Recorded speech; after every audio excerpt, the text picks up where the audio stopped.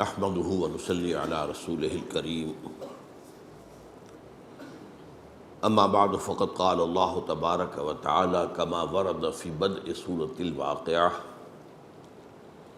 اعوذ بالله من الشيطان الرجيم بسم الله الرحمن الرحيم اذا وقعت الواقعة ليس لوقعتها كاذبة خافضة رافعة اذا رجت الارض رجا وبست الجبال بسا فكانت هباء منبثا وكنتم ازواجا ثلاثا فاصحاب الميمنة ما اصحاب الميمنة واصحاب المشأمة ما اصحاب المشأمة والسابقون السابقون اولئك المقربون فی جنات النعیم ثلۃ من الاولین وقلیل من الآخرین وقال عز وجل كما ورد فی سورة الرحمن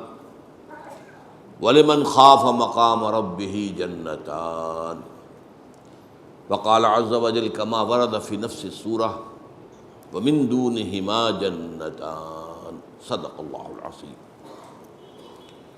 رب اشرح لي صدری ویسر لي امری واحلل عقدۃ من لسانی یفقہوا قولی اللہم ربنا الہمنا رشدنا واعصمنا من شرور انفسنا اللہم ارنا الحق حقا وارزقنا اتباعہ وارنا الباطل باطلا وارزقنا اجتنابہ آمین یا رب العالمین۔ ختم نبوت کے بعد جو خلا پیدا ہوا اس سے اللہ تعالیٰ نے کن چیزوں سے پر کیا ہے اس پر گفتگو ہوئی تھی۔ آج ایک اور نفسیاتی معاملہ جو ہے وہ بہت اہم ہے، اور وہ یہ کہ ہر صاحب ایمان کے دل میں فطری طور پر ایک آرزو، ایک خواہش، ایک حسرت پیدا ہوتی ہے کہ کاش کہ میں حضور کے زمانے میں ہوتا، کاش کہ میں حضور کی زیارت سے مشرف ہوتا، کاش کہ میں صحابہ کرام کی جماعت میں ہوتا اور آپ کے ساتھ جہاد و قتال کرتا۔ میں سمجھتا ہوں کہ کسی صاحب ایمان کا سینہ اس آرزو سے خالی نہیں ہونا چاہیے۔ اگر خالی ہے تو اس کا مطلب یہ ہے کہ پھر اس کے دل میں وہ قدر و قیمت نہیں ہے حضور کی صحبت کی، حضور کی معیت کی، حضور کے ساتھ جن لوگوں نے مل کر جہاد و قتال کیا۔ لیکن یہ کہ میں اس سلسلے میں پہلے تو ایک وارننگ، ایک تنبیہ دینا چاہتا ہوں کہ ہمیں یہ سوچنا چاہیے کہ ہم کچھ نہیں کہہ سکتے کہ ہم اس دور میں ہوتے تو کہاں کھڑے ہوتے۔ کیا پتہ آج کا فسق و فجور تو فسق و فجور ہی ہے، اس وقت ہم ہوتے تو ہمارا فسق و فجور کفر کی شکل اختیار کرتا۔ آج بھی کتنے ہی مسلمان ہیں جو داعیان حق کی مخالفت کرتے ہیں اپنے تعصب کی وجہ سے، اپنے تحزب کی وجہ سے، اپنے تکبر کی وجہ سے۔ اگر وہ اس وقت ہوتے تو ابو جہل اور ابو لہب کی صف میں کھڑے ہوتے۔ تو سوچنے کی بات ہے۔ آج ہو سکتا ہے کہ ہم میں سے بہت سوں کے دلوں میں نفاق ہو، لیکن اس وقت ہوتے تو نفاق کا پردہ چاک ہو جاتا اور ہم ننگے کر دیے گئے ہوتے۔ اس وقت تو یہ ہے کہ اس پر پردہ پڑا ہوا، اس لیے کہ ظاہر بات ہے کہ حضور کے بعد کسی شخص کو یہ حق نہیں ہے کہ کسی بھی شخص کو منافق قرار دے سکے۔ یہ معاملہ حضور کا خاص تھا۔ تو بڑے رسک ہیں۔ ایک بڑا پیارا شعر ہے فارسی کا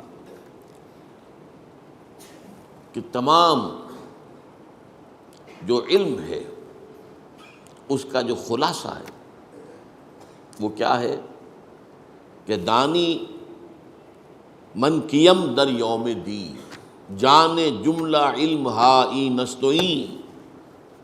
ہر تمام علوم کی جان یہ ہے کہ بیدانی من کیم در یوم دین، کہ تجھے یہ معلوم ہو جائے کہ قیامت کے دن میں کہاں کھڑا ہوں گا، اصحاب الشمال میں ہوں گا، اصحاب الیمین میں ہوں گا، کیا کوئی امکان مقربین میں شامل ہونے کا بھی ہے؟ کچھ پتہ نہیں، لیکن یہ کہ انسان کا دل اس کو بتا دیتا ہے۔ بل الانسان علی نفسہ بصیرہ ولو القی معاذیرہ، انسان کا دل اسے بتا دیتا ہے کہ میں کہاں کھڑا ہوں، لیکن بہرحال ہم کسی پر کوئی حکم نہیں لگا سکتے۔ تو پہلی تو یہ تنبیہ کہ یہ چیز جہاں اس کا وہ مثبت پہلو ہے، ہماری محبت کا تقاضا اور حضور کے شرف صحبت کا قدر و قیمت کا اندازہ، تو وہ ٹھیک ہے اپنی جگہ پر، لیکن ساتھ ہی اس کے ساتھ یہ وارننگ بھی رہنی چاہیے کہ ہم یہ سوچیں کہ ہم اس وقت ہوتے تو کہاں کھڑے ہوتے، کس صف میں ہوتے۔ بہرحال ایک دوسری اس کے ساتھ جو بشارت ہے، جس کے لیے میں نے آج خاص طور پر جو بشارت کا موضوع ہے وہ ہے میرا موضوع، میں نے صرف یہ کہ تمہیداً وہ تنبیہ بھی آپ کے سامنے رکھ دی ہے۔ اس بشارت کے اعتبار سے میں نے سب سے پہلے تو آپ کو سنائی ہیں آیات سورہ واقعہ کی، نقشہ کھینچا گیا ہے، اور وہ جو ابھی میں نے آپ کو شعر سنایا کہ جانے جملہ علم ہائی نستوئیں کہ بیدانی من کیم در یوم دین، یہ گویا کہ اس کی قرآن مجید کی طرف سے تشریح ہو رہی ہے۔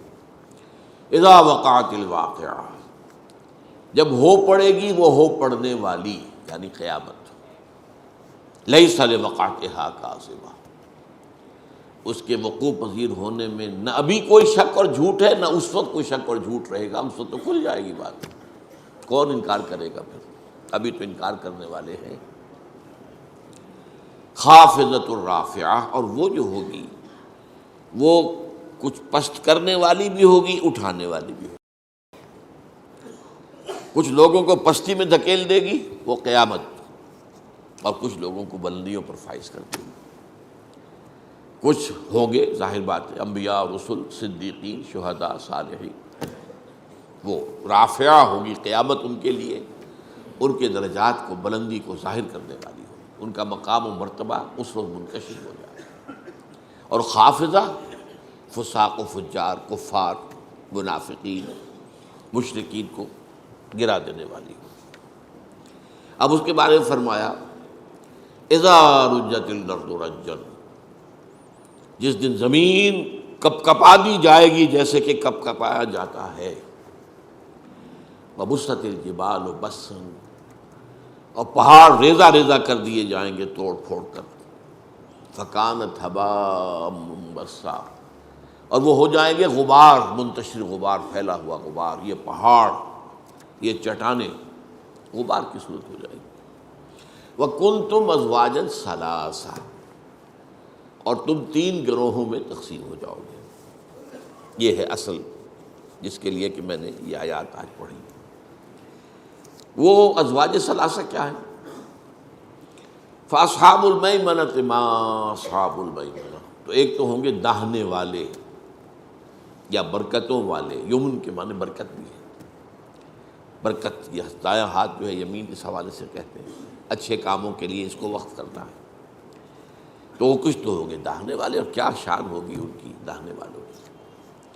وَأَصْحَابُ الْمَشْأَمَةِ مَا أَصْحَابُ الْمَشْأَمَةِ، اور کچھ ہوں گے بدبختی والے، اور کیا برا حال ہوگا ان بدبختی والوں کا۔ وَالسَّابِقُونَ السَّابِقُونَ، اور ہوں گے سبقت کر لے جانے والے، آگے بڑھ جانے والے، جو کہ یقیناً آگے بڑھ جانے والے ہوں گے۔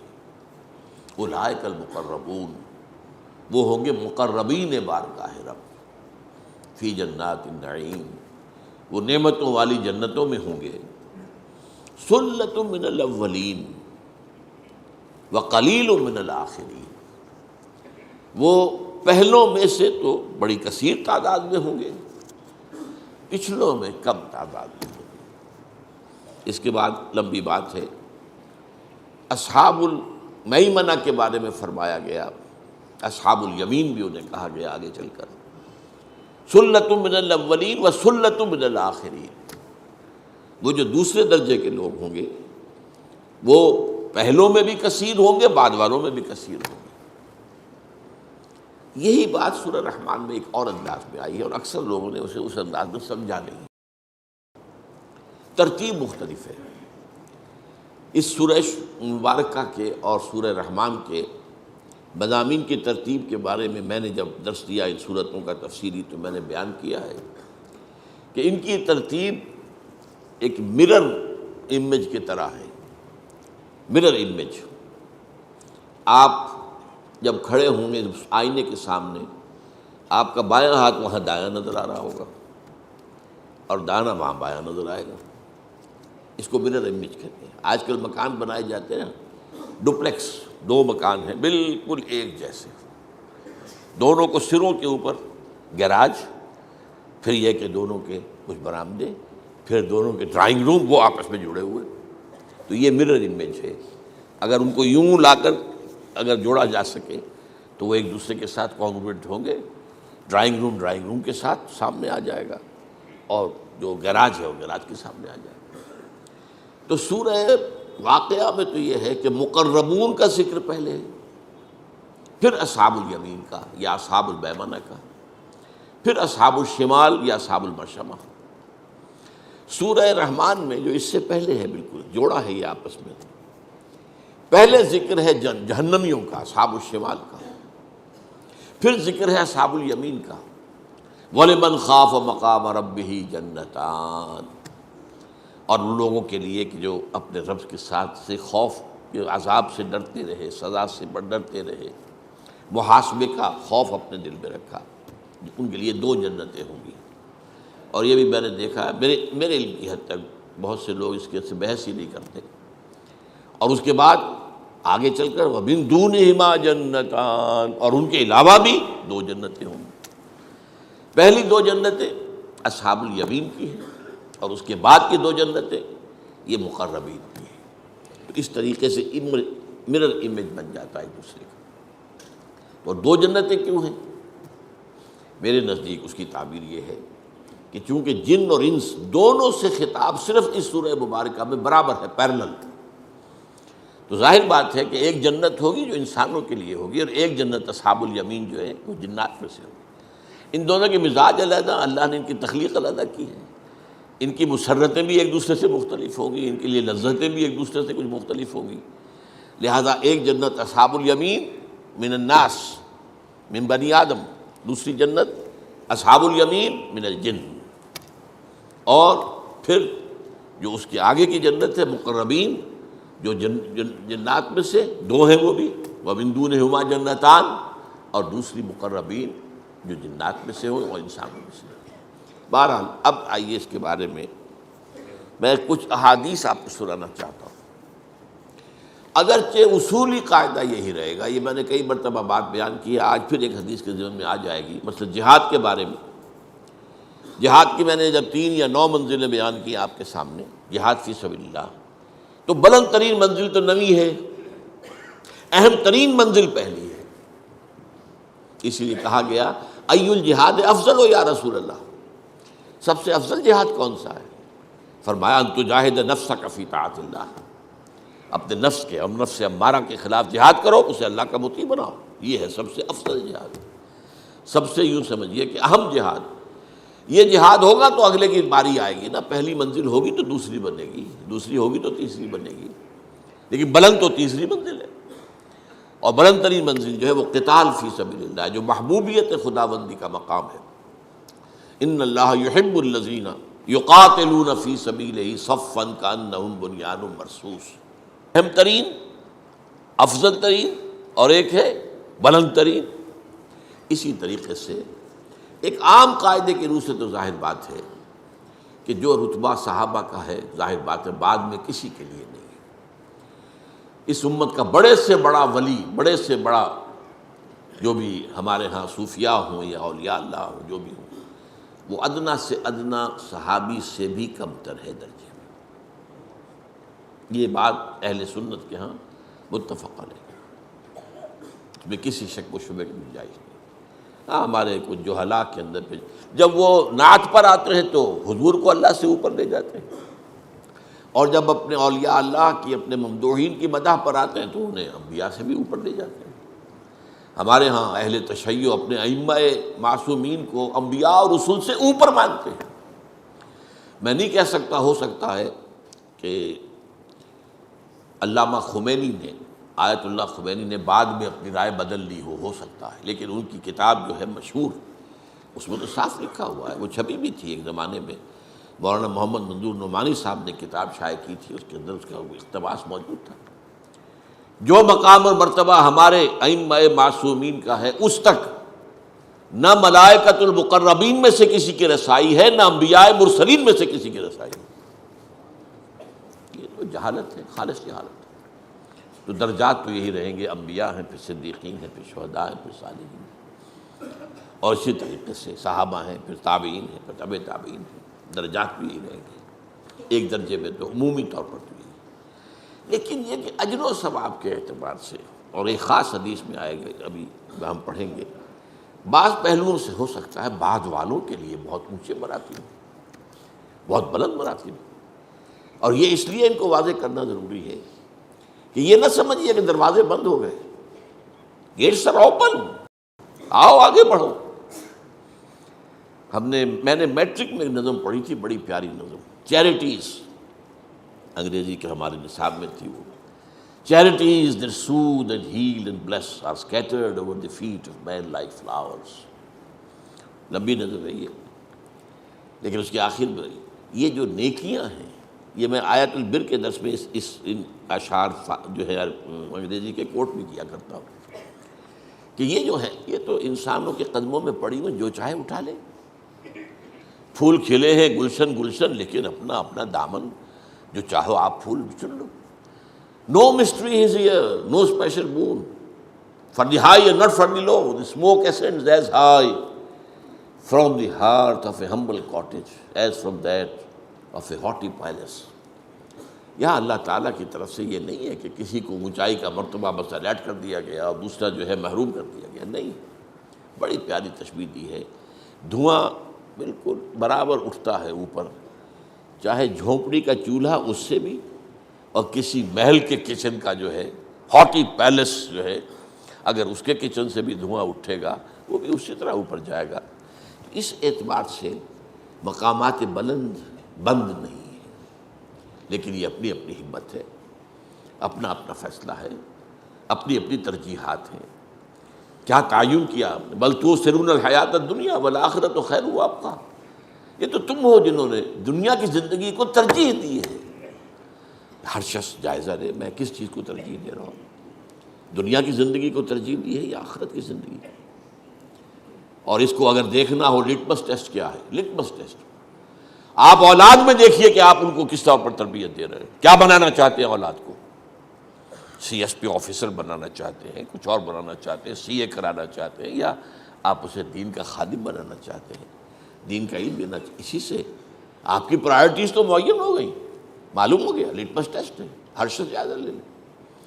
اس حوالے سے تو تب بشارت کیا ہے کہ اونچے مقامات اور اونچے درجات بند نہیں ہو گئے، کھلے ہوئے، اپنی اپنی ہمت کے مطابق، جیسے کہتے ہیں جتنا گڑ ڈالیں گے اتنا میٹھا ہوگا، جتنی محنت کریں گے، بقدر القد تکتسب المعالی، کوشش اور محنت کے ذریعے ہی بلند مقامات حاصل ہوتے ہیں۔ حضرت علی رضی اللہ تعالیٰ عنہ کی اشعار ہیں، بقدر القد تکتسب المعالی ومن طلب العلا سہر اللیالی، اور جو کوئی بلند مقام حاصل کرنا چاہتا ہے اسے راتیں جاگ کر گزارنی پڑتی ہے۔ سی ایس پی کرنی ہے تو پھر اس کے لیے بھی محنت، اور راتوں کو جاگیں گے، burning mid night oil lamp جو ہے وہ آپ کریں گے کہ نہیں کریں گے؟ تو ومن طلب العلا سہر اللیالی، راتوں کو جاگ کر محنت، ومن طلب العلا من غیر قد، اور جو چاہے گا کہ اسے بغیر محنت اور مشقت کے بلند مقام حاصل ہو جائے، اضاع العمر فی طلب المحال، اس نے اپنی عمر کو ضائع کر لیا ایک ایسی چیز کے حصول کی کوشش میں جو ممکن ہی نہیں ہے، بغیر محنت کے ممکن ہی نہیں۔ تو محنت دنیا کی ہو یا دین کی ہو، وہ تو برابر ہے، قانون برابر ہے اس کے، بقدر القد تکتسب المعالی، دنیا کی بھی بلندی چاہیے تو محنت کرنی پڑے گی، اور دین کی بلندی چاہیے، آخرت کی بلندی چاہیے تو بھی محنت کرنی پڑے گی۔ لیکن بشارت جو ہے وہ کیا ہے کہ دروازے بند نہیں ہیں، یوں نہ سمجھو کہ وہ بلند مقامات جو ہیں وہ تو بس اب بند ہو گئے، اب اس تک ہماری رسائی نہیں ہے۔ اب اس کے لیے میں احادیث آپ کو سنا رہا ہوں۔ عن ابی ہریرہ رضی اللہ تعالی عنہ ان رسول اللہ صلی اللہ علیہ وسلم قال ان من اشد امتی لی حبا ناس یکونون بعدی یود احدہم لو رعانی باہلہ ومالہ، رواہ مسلم۔ حضرت ابو ہریرہ راوی ہیں اور اس کو امام مسلم نے روایت کیا اپنی صحیح میں کہ حضور نے فرمایا مجھے اپنی امت میں سے محبوب ترین لوگ وہ ہیں جو میرے بعد آئیں گے، اور ان کی خواہش یہ ہوگی کہ کسی طرح وہ اپنی اولاد اور اپنے مال سب کچھ دے کر میری رویت انہیں حاصل ہو جاتی ہے۔ یہ آرزو جو میں نے آپ سے عرض کیا، اس کا ہونا جو ہے، جس کے دل میں واقعی یہ آرزو ہے تو وہ حضور کا محبوب ترین انسان ہے۔ ان من اشد امتی لی حبا ناس یکونون بعدی یود احدہم لو رعانی باہلہ ومالہ۔ دوسری حدیث سنیے، یہ دو حدیثیں میں سنا رہا ہوں۔ عن انس قال قال رسول اللہ صلی اللہ علیہ وسلم، حضرت انس سے مروی ہے، وہ فرماتے ہیں کہ حضور نے ارشاد فرمایا مثل امتی مثل المطر لا یدری اولہ خیر وآخر ام آخرہ۔ اس کو امام ترمذی نے روایت کیا ہے۔ میری امت کی مثال بارش کی سی ہے جس کے بارے میں یہ نہیں کہا جا سکتا کہ اس کا پہلا حصہ زیادہ مفید ہوتا ہے یا آخری حصہ۔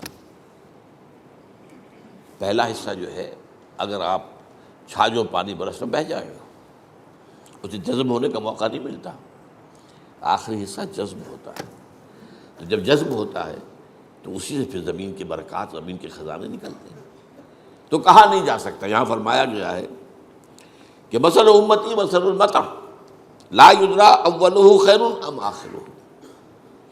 یہی حضرت جعفر سے روایت ہے، قال قال رسول اللہ صلی اللہ علیہ وسلم ابشروا ابشروا، یہ بشارت کا لفظ جو میں نے استعمال کیا کہ بشارت کے لیے میں یہ احادیث آپ کے سامنے لایا ہوں۔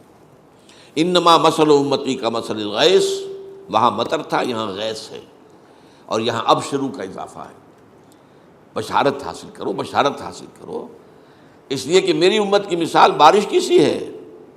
لا یدری آخرہ خیر ام اولہ، نہیں کہا جا سکتا کہ اس کا آخری حصہ بہتر ہوتا ہے یا پہلا حصہ۔ اس کو امام رزین نے روایت کیا ہے۔ اب سنیے وہ حدیث جو میں نے بہت مرتبہ پہلے بھی سنائی ہے، اور اس میں وہ افضل اور اعلیٰ، افضل الجہاد اور سب سے اعلیٰ جہاد، اسی طرح افضل ایمان اور اعجب ایمان۔ عجب کا لفظ یہاں آ رہا ہے، اس کو نوٹ کیجئے گا۔ عجیب عربی زبان میں اس کے معنی ہے بہت خوبصورت، دل کو موہ لینے والا شے۔ عجب کہتے ہیں اپنے آپ کو بہت عمدہ سمجھنا، عجب، تکبر، عجب۔ تو عجیب وہ شے ہے جو بڑی خوبصورت ہو، بڑی حسین ہو، دل کو موہ لینے والی ہو، یہ عجیب۔ ہم اردو میں عجیب جو ہے وہ ذرا ایک محدود سے معنی ہے کہ جو نامانوس سی ہو، پہچان میں نہ آتی ہو، عام جو ہے اس کے خلاف ہو، عجیب، کوئی عجیب بات ہے، تو یہ بات تو سمجھ میں نہیں آتی، بہت عجیب ہے۔ تو یہ عجیب اس معنی میں اجنبیت، وہ عجیب اور اجنبیت اور عجیب جو ہے وہ ایک علیحدہ چیز ہے۔ تو عجب کا لفظ یہاں آیا ہے، یہ ہے بیہقی کی روایت ہے، عن عمرو بن شعیب رضی اللہ عنہ قال قال رسول اللہ صلی اللہ علیہ وسلم۔ حضرت عمرو بن شعیب سے روایت ہے کہ حضور نے فرمایا، صحابہ اب تو چشم تصور سے دیکھیے، صحابہ کا مجمع ہے، حضور تشریف فرمائے، صحابہ بھی ہیں۔ حضور پوچھتے ای الخلق اعجب الیکم ایمانا، آپ لوگوں کے نزدیک بھلا سب سے زیادہ حسین اور خوبصورت ایمان مخلوقات میں سے کس کا ہے؟ اب یہ حضور کا ایک خاص انداز ہوتا تھا تعلیم کا، اور یہ موسٹ نیچرل ہے۔ پہلے سوال کرو، جس سے جو بھی آپ کے سامعین ہیں، آپ کے متعلمین ہیں، آپ کے شاگرد ہیں، آپ کے زیر تربیت ہیں، ان کے ذہن جاگیں، پہلے وہ خود کوشش کریں، سوچیں، اس کا جواب تب معلوم کر لیں۔ پھر جب اس ایکسرسائز کے بعد اصل بات سامنے آئے گی، تب اس کی حقیقت اور عظمت کھلے گی، اور پھر وہ ذہن نشین ہو جائے گی۔ تو فرمایا آپ نے ای الخلق اعجب الیکم ایمانا، آپ بتائیے آپ کے نزدیک، حضور نے فرمایا کہ تمام مخلوقات میں سب سے حسین، سب سے عجیب، سب سے دل ربا، دل آویز ایمان کس کا ہے؟ قالوا، اب اس میں 3 اٹمپٹس ہیں صحابہ کی، قالوا الملائکہ، ملائکہ کا ایمان، ظاہر بات ہے ملائکہ کا ایمان، وہ تو ایمان بالشہادہ ہے، وہ جو ہمارے لیے ایمان بالغیب ہے ان کے لیے تو ایمان بالشہادہ ہے، سب چیزیں ان کی نگاہوں کے سامنے۔ حضور نے ریجیکٹ کر دیا، وما لهم لا يؤمنون وهم عند ربهم، وہ کیسے ایمان نہ لائیں جبکہ ان کو تو اپنے رب کے سامنے ہے، کون سا تیر مارا انہوں نے جو ایمان لائے، ان کے لیے تو کوئی ایمان جو ہے وہ کوئی اونچے درجے کا شاید نہیں ہے، ان کے لیے کوئی قسم نہیں ہے، اس میں کوئی مقام نہیں، وہ عند ربهم، بس اپنے رب کے پاس ہے۔ اب دوسری اٹمپٹ میں صحابہ نے کہا فالنبیون، پھر انبیاء کا معاملہ ہے، فرمایا وما لهم لا يؤمنون والوحی ينزل علیہم، وہ کیسے ایمان نہ لاتے جبکہ ان پر تو وحی نازل ہو رہی تھی۔ اب یہاں بھی آپ نے گویا کہ اس کو بھی ریجیکٹ کر دیا کہ نہیں، یہ بھی نہیں، عجب نہیں ہے ایمان، افضل ہوگا، افضل ہے، لیکن یہ کہ سب سے پہلے تو ایمان لانے والے خود حضور ہیں، آمن الرسول بما انزل الیہ من ربہ والمؤمنون انا اول المؤمنین، لیکن یہ ہے کہ وہ افضلیت اور ہے یا اعجبیت اور ہے، جو سب سے زیادہ عجیب اور حسین اور دلربا اور خوبصورت ہے۔ اور اس کے بعد تیسری، تو پھر وہ ڈرتے ڈرتے کہا ہوگا، ذرا جھجکتے ہوئے، فنحن، پھر ہمارا ایمان سب سے عجب ہونا چاہیے، آپ نے اس کو ریجیکٹ کر دیا، وما لکم لا تؤمنون وانا بین اظہرکم، تم کیسے ایمان نہ لاتے جبکہ میں تمہارے درمیان موجود ہوں، تمہارا کون سا کمال ہے۔ اب یہ تین اٹمپٹس کو ریجیکٹ کرنے کے بعد وہ فرماتے ہیں فقال رسول اللہ صلی اللہ علیہ وسلم، اب آپ نے فرمایا ان اعجب الخلق الی ایمانا لقوم یکونون من بعدی یجدون صحفا فیہا کتاب اللہ فیؤمنون بما فیہا، میرے نزدیک جو حسین ترین ایمان ان لوگوں کا ہوگا جو میرے بعد آئیں گے، وہ مجھے نہیں دیکھیں گے، میری صحبت سے فیض یاب نہیں ہوں گے، انہیں تو کچھ صحیفے اوراق ملیں گے جن میں کتاب اللہ لکھی ہو، اور وہ اس پر ایمان لائیں۔ اب یہ ہے عجب ایمان کا دروازہ تو کھلا ہوا، افضل ایمان وہ تو ظاہر بات ہے سب سے افضل انبیاء کا، پھر صحابہ کا، وہ علیہ بات ہے، یہ عجب ایمان کا دروازہ تو بند ہے۔ اب یہ ہم نے بند کر لیا ہو تو یہ ہم مجرم ہیں۔ کون قرآن کو پڑھتا ہے، کون اس کے لیے عربی زبان سیکھے گا؟ یجدون صحفا فیہ کتاب اللہ فیؤمنون بما فیہا، جنہیں صحیفے ملیں گے، اوراق ملیں گے، کتابیں ملیں گی، اس میں اللہ کی کتاب درج ہوگی، مصحف ملیں گے، وہ جو کچھ اس میں ہے اس پر ایمان لائیں گے، تو یہ دروازہ تو کھلا ہے عجب ایمان کا۔ جیسے پھر عرض کیا، اب یہ ہم نے خود ہی، تو ہی ناداں چند کلیوں پر قناعت کر گیا، ورنہ گلشن میں علاج تنگی داماں بھی ہے، پھول تو کھلے ہیں گلشن گلشن، لیکن اپنا اپنا دامن، اگر آپ اس کے لیے محنت نہیں کرتے، اس کے لیے کوشش نہیں کرتے، اس کے لیے جد و جہد نہیں کرتے تو ظاہر بات ہے محروم ہیں، لیکن دروازے بند نہیں ہیں، وہ اعلیٰ مراتب ہیں ان کے دروازے بند نہیں ہیں، دی doors are not closed، دروازے کھلے ہوئے، اگرچہ یہ ہے کہ سلۃ من الاولین و سلۃ من الآخرین، وہ اصحاب الیمین ہے، سلۃ من الاولین و قلیل من الآخرین وہ مقربین کے اندر، وہ ہے افضلیت کے اعتبار سے معاملہ، لیکن ابھی آگے آ جائے گا اجر کے اعتبار سے معاملہ کچھ اور ہے۔ وعن عبد الرحمن بن علاء الحضرمی رضی اللہ تعالی عنہ قال حدثني من سمع النبی صلی اللہ علیہ وسلم یقول، عبد الرحمن بن علاء الحضرمی کہتے ہیں کہ میں نے سنا ان لوگوں سے جنہوں نے یہ اللہ کے رسول سے سنا۔ آپ کو معلوم ہے نا کہ صحابہ میں سے بھی فرق ہو جاتا ہے، ایک تو یہ کہ کسی صحابی نے بات براہ راست حضور سے سنی ہو، اور کسی نے وہ کسی صحابی سے سنی ہو۔ اب ظاہر بات ہے حدیث جبرائیل جس پر ہم نے کئی جمعے جس پر، تو جو لوگ اس مجمع میں موجود تھے وہ تو وہ ہے کہ جنہوں نے وہ سارا واقعہ اپنی آنکھوں سے دیکھا، لیکن سارے صحابہ تو نہیں تھے اس وقت مجمع میں، تو بہت سے لوگوں کو ان صحابہ کے ذریعے سے وہ بات پہنچی کہ جو اس مجمع میں موجود تھے۔ تو حدثنی من سمع النبی صلی اللہ علیہ وسلم یقول، مجھے بتایا ہے یہ انہوں نے جنہوں نے خود سنا ہے اللہ کے رسول صلی اللہ علیہ وسلم کو فرماتے ہوئے انہ سیکون فی الآخر ھذہ الامۃ قوم، میری اس امت کے آخری حصے میں ایک ایسے لوگ بھی ہوں گے لہم مثل اجر اولہم، جن کے لیے اجر ہوگا ان کے پہلوں کے مانند۔ اجر کا معاملہ جو ہے، اجر میں یہ ہے کہ وہاں حضور صلی اللہ علیہ وسلم جیسے کہ کہا وَمَا لَكُمْ أَلَّا تُؤْمِنُوا وَأَنَا بَيْنَ أَظْهُرِكُمْ، جو انہیں جو مواقع حاصل تھے بعد والوں کو وہ مواقع تو حاصل نہیں ہیں۔ انہیں تو حضور کا چہرہ مبارک جو ہے وہ خود ایک ایمان کی شعاعیں جو ہے اس سے نکل رہی تھی، وہ تو اس سے تو ہم فیضیاب نہیں ہیں۔ لیکن اجر میں ہماری جو لیمیٹیشنز ہیں، ہمارے پاس جو بھی کمی ہے، اب اس کی تلافی ہو جائے گی کہ اس میں جو سخت حالات میں کام کرے گا نیک، اس کا اجر بہت بڑھ جائے گا، اس کے مقابلے میں جو موافق حالات میں اتنا ہی کام کرے گا۔ کام کی نیکی کی مقدار ایک ہے، لیکن ایک ایسے ماحول میں کی گئی ہے جو موافق ماحول ہے، اس میں اس کا اجر کم ہو جائے گا، اس لیے کہ اس میں تو ماحول کا حصہ بھی شامل ہو گیا نا۔ اور ایک وہی نیکی اسی درجے کی ایسے ماحول میں کی جائے جو مخالف ماحول ہے، غیر موافق ہے، تو اس کا درجہ جو ہے یقیناً اس کا وزن جو ہے اللہ کی میزان میں بہت زیادہ ہو جائے گا۔ اب یہ ناموافق ترین حالات ہیں جو ہمیں میسر ہیں، ناموافق ترین حالات۔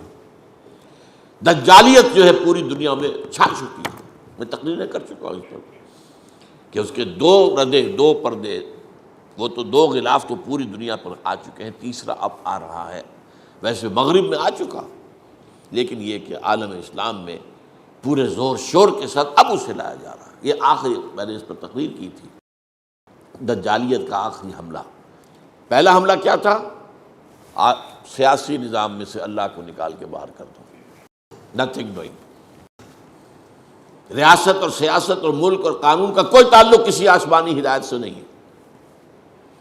We are sovereign ourselves. We shall legislate as we like. یہ کیا ہے؟ شریعت محمدی یہ کہتی ہے، شریعت موسوی یہ کہتی ہے keep them with you in your homes. پڑھو جا کے، تلاوت کر لو اور ثواب حاصل کر لو، nothing doing۔ اور دوسرا پردہ معیشت کا نظام، سود اور جوئے، پوری دنیا اسٹاک ایکسچینج جوئے کا سب سے بڑا مرکز، اور سود اور بینکنگ جو ہے، ای بنوک، ای فکر چالاک یہود، نور حق السینہ آدم ربود۔ یہ بینکوں کا نظام جو عیار ذہن جو ہے یہودیوں کا، اس کی پیداوار ہے، یہ یہودیوں کی ایجاد ہے بینکنگ کا نظام، اور زیادہ پرانا نہیں ہے، کوئی 300 برس پرانا ہے۔ ای بنوک، ای فکر چالاک یہود، نور حق السینہ آدم ربود۔ اللہ نے جو نور، روح کی شکل میں نور ہمارے اندر پھونکا تھا، اس کو نکال باہر کیا، اب نرا حیوان بن گیا انسان۔ تا تہو بالا نہ گردہ دی نظام۔ اقبال کیا کہہ رہا ہے؟ جب تک یہ بینکنگ کا نظام تہو بالا نہیں ہوتا، جب تک یہ ملیا میٹ نہیں ہوتا، دانش و تہذیب و دین سودائے خام، کہاں کی دانش، کہاں کی تہذیب، کہاں کا دین، اس کے بغیر تو سوال ہی پیدا نہیں۔ تیسرا جو چادر چڑھ رہی ہے، مغرب پر چڑھ چکی، بے حیائی، بے شرمی، عریانی، فحاشی، زنا، ہومو سیکسولیٹی، یہاں تک کہ ہومو سیکسول میریجز، شرم حیا کا پردہ ختم۔ یہ ابھی کچھ عالم اسلام میں ہے۔ Institution of family finished, destroyed, ابھی اسلام میں ہے، ابھی عالم اسلام میں ہے، اور اس کے لیے جو مہم ہو رہی ہے، جو اربوں ڈالر خرچ ہو رہے ہیں، ان کا آپ کو اندازہ نہیں ہے۔ کتنے این جی اوز اس کے لیے لگی ہوئی ہیں، اور کہاں سے انہیں فیڈ ہوتا ہے، کہاں سے پیسے آتے ہیں۔ جس کے لیے عالمی کانفرنس ہوئی، پہلے ہوئی کائرو میں ویمن کانفرنس، ویمن لب، عورتوں کو آزاد کرا رہا ہے، عورتوں کو آزاد کرا۔ یہ کیا گھر کے اندر باندھ دیا اور شادی کے بندھن میں بندھ گئی تو بندھ گئی؟ نہیں۔ اس کے بعد پھر ایشیا کا دوسرا کنارہ، کائرو کو آپ کہہ سکتے ہیں، اگرچہ وہ افریقہ کا شہر ہے، لیکن وہ گیٹ وے ہے to Middle East, gateway to the عرب کنٹریز، کیونکہ عالم عرب میں علمی، تعلیمی، ثقافتی اعتبار سے اس کا امام جو ہے مصر ہے، ثقافتی اعتبار سے، ہر اعتبار سے اس لیے امام مصر۔ پھر چین کی طرف سے بیجنگ، اور پھر بیجنگ +5 کانفرنس، اور وہ یونائٹڈ نیشنز کی اسمبلی کے تحت۔ بہرحال اب ان حالات میں اگر کچھ لوگ ہمت کرتے ہیں اور اللہ کے دین کے ساتھ جڑے رہتے ہیں، جو فرمایا حضور نے صلی اللہ علیہ وسلم، بدا الاسلام غریبا وسیعود کما بدا فطوبی للغرباء، اسلام کا جب آغاز ہوا تو اسلام اجنبی تھا، غریب تھا۔ یہ عجیب و غریب کے معنی میں جو ہم بولتے ہیں وہ غریب، عجیب و غریب، لوگوں کو عجیب کیا بات کر رہے ہیں، لیکن پھر اسلام کو غلبہ حاصل ہو گیا تو سبھی اس کے ساتھ ہی بن گئے۔ فرمایا لیکن ان قریب یہ دوبارہ غریب ہو جائے گا، مسلمان بڑھتا جائے گا، دولت امویہ اور دولت عباسیہ اور دولت عثمانیہ، اسلام گرتا جائے گا، گرتا جائے گا، گرتا جائے گا۔ فطوبی للغرباء، طوبہ، مبارکباد، تہنیت ان کے لیے جو اسلام کے اس غربت کے زمانے میں، اجنبیت کے زمانے میں خود اجنبی بن جائیں لیکن اسلام کا دامن نہ ہاتھ سے نہ چھوڑیں۔ انہیں کہا جائے یہ تو دقیانوسی لوگ ہیں، یہ ملاٹے ہیں، یہ بڑے اگلے وقتوں کے ہیں یہ لوگ، انہیں کچھ نہ کہو، یہ فنڈامنٹلسٹ ہیں، یہ بات ان سے کہی جائے اور وہ اس کو جھیلیں اور برداشت کریں، لیکن اسلام کا دامن ہاتھ سے نہ چھوڑیں۔ تو سنیے اس کو، حضور نے فرمایا انہ سیکون فی آخر ھذہ الامۃ قوم لہم مثل اجر اولہم، میری اس امت کے آخر میں، آخری زمانے میں ایسے لوگ ہوں گے جن کا اجر برابر ہوگا ان کے کہ جو اولین لوگوں کا ہے۔ وہ کیا کریں گے؟ یامرون بالمعروف وینہون عن المنکر ویقاتلون اہل الفتن، وہ نیکیوں کا حکم دیں گے، بدی سے روکیں گے، اور فتنہ پرداز لوگوں سے جنگ کریں گے۔ اب یہ ہے اصل میں وہ سورہ آل عمران کی آیت جس پر بارہا گفتگو ہوئی ہے، وَلْتَكُن مِّنكُمْ أُمَّةٌ يَدْعُونَ إِلَى الْخَيْرِ وَيَأْمُرُونَ بِالْمَعْرُوفِ وَيَنْهَوْنَ عَنِ الْمُنكَرِ وَأُولَٰئِكَ هُمُ الْمُفْلِحُونَ۔ جب عمومی طور پر امت خابیدہ ہو جائے گی، سو جائے گی، فسق و فجور میں مبتلا ہو جائے گی، شریعت سے بے پرواہ ہو جائے گی، اس وقت کچھ لوگ اٹھیں، ایک امت میں چھوٹی امت بنائیں، امہ ود ان امہ، جیسے آپ کہتے ہیں state with in state, party with in party. Congress میں ایک چھوٹی پارٹی بنی تھی جو فارورڈ بلاک کہلاتا تھا، اسی طریقے سے اب آپ اور دوسری جماعتوں میں فارورڈ بلاک بن رہے، تو ہوتے اسی پارٹی میں لیکن اپنا بلاک علیحدہ بنایا۔ تو اس امت میں چھوٹی امت ایک ہوگی، ہونی چاہیے، جو نیکی کا حکم دے، بدی سے روکے اور خیر کی دعوت دے۔ یہاں جو ہے تیسری چیز، یقاتلون اہل الفتن، وہ فتنہ پیدا کرنے والوں کے خلاف جد و جہد کریں، کوشش کریں، اور اگر ضرورت ہو اور وقت ہو اور اس کے لیے مناسب ماحول ہو، جنگ کریں اس سے، فتنہ پرداز لوگوں سے۔ میں نے آپ کو بتایا کہ یہ بھی بیہقی کی روایت ہے۔ اس کے بعد کی حدیث سنیے، وعن ابی ہریرہ رضی اللہ تعالی عنہ ان رسول اللہ صلی اللہ علیہ وسلم قال، حضرت ابو ہریرہ سے مروی ہے روایت کہ حضور نے فرمایا، طوبیٰ لمن رعانی، وہی طوبیٰ، فطوبیٰ للغرباء، ابھی جو حدیث میں نے آپ کو سنائی تھی، طوبیٰ، تہنیت ہو، مبارکباد ہو ان کو جو اسلام کی اس اجنبیت کے دور میں خود اجنبی بن جائیں لیکن اسلام سے جڑے رہیں، چمٹے رہیں، ان کے لیے۔ یہاں فرمایا طوبیٰ لمن رعانی، مبارکباد، تہنیت جنہوں نے مجھے دیکھا ان کے لیے ہے۔ وطوبیٰ 7 مرات لمن لم یرانی وآمن بی، اور 7 مرتبہ تہنیت ہے اس کے لیے جس نے مجھے دیکھا نہیں لیکن مجھ پر ایمان لایا۔ اب آپ دیکھیے شرف صحابیت سے 7 گنا زیادہ۔ طوبیٰ لمن رعانی وطوبیٰ 7 مرات لمن لم یرانی وآمن بی، مبارکباد، تہنیت ان کے لیے جنہوں نے مجھے دیکھا، اور یہاں گویا کہ اس میں 7 محذوف ہے، مجھ پر ایمان لائے صحابہ کرام، لیکن 7 مرتبہ مبارکباد ہے ان کو جنہوں نے مجھے دیکھا نہیں لیکن ان پر ایمان لائے۔ اللہم ربنا اجعلنا منہم۔ آخری حدیث اس سلسلے کی ہے، ایک لمبا واقعہ ہے یہ، مسند احمد میں بھی ہے اور یہ بھی جو ہے ابی ہریرہ کی روایت ابھی میں نے سنا، یہ بھی مسند احمد کی تھی، طوبیٰ لمن رآنی و طوبیٰ 7 مرات لمن لم یرانی و آمن بی۔ اور یہ حدیث جو ہے احمد اور دارمی کی ہے، مسند احمد اور سنن دارمی، اور اس میں واقعہ لمبا بیان ہوا ہے، بیٹھے ہوئے صحابہ حضور بھی ہیں۔